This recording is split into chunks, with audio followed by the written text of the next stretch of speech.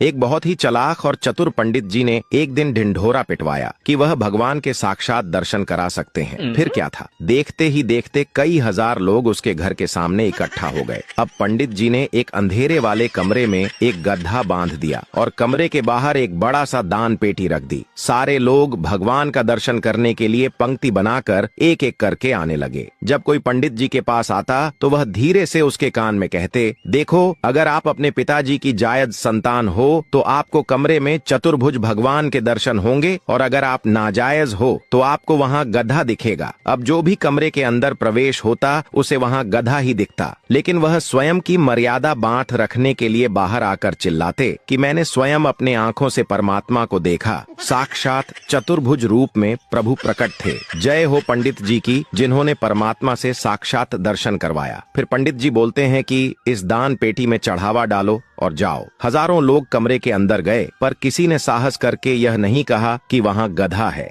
बस ऐसे ही चल रहा है भगवान का धंधा और मूर्ख बनाने का व्यापार।